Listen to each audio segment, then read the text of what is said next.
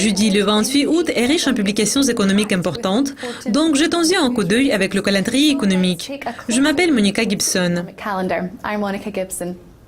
La première publication bien surveillée va paraître à 7h55 et c'est celle du rapport sur le travail de l'Allemagne pour août.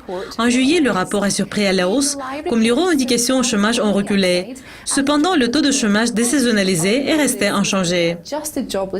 L'indice des prix à la consommation préliminaire de l'Allemagne pour août, qui est bien attendu, va paraître à midi. L'inflation annuelle s'est décélérée en juillet par rapport à 1% enregistré en juin, poussé plus bas par une forte baisse des prix de l'énergie. Deux publications d'une grande importance sur l'économie américaine vont paraître à 12h30 GMT, y compris la deuxième estimation du PIB du deuxième trimestre. Une estimation préliminaire montre une forte hausse trimestrielle qui a totalement inversé une baisse de 1% enregistrée au cours du premier trimestre. La mise à jour hebdomadaire des revendications au chômage est attendue à la même heure. Les revendications initiales ont reculé de 14 000 au cours de la semaine qui s'est terminée le 16 août, ayant reculé plus vite que prévu, tandis que les revendications continuent ont chuté de 49 000 au cours de la semaine qui s'est terminée le 9 août et se dresse actuellement à son plus bas niveau sur plus de 7 ans. Les ventes de maisons existantes des États-Unis pour juillet seront disponibles à 14 heures.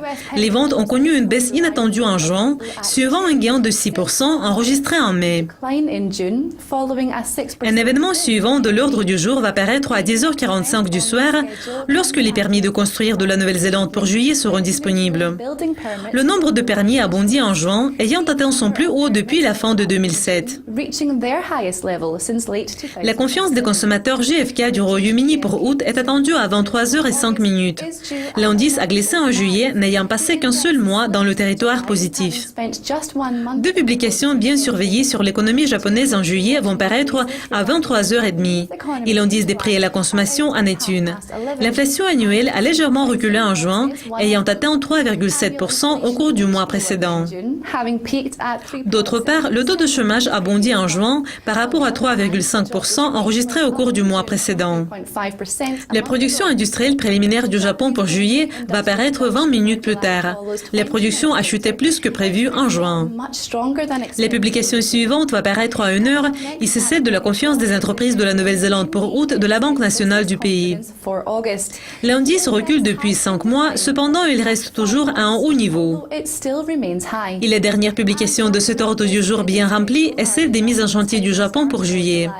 Les mises en chantier ont continué à reculer en juin, mais à un rythme plus lent que prévu. Vous avez regardé le calendrier économique de jeudi. Revenez demain pour voir notre prochaine révision des événements clés pour vendredi. Pour le moment, au revoir.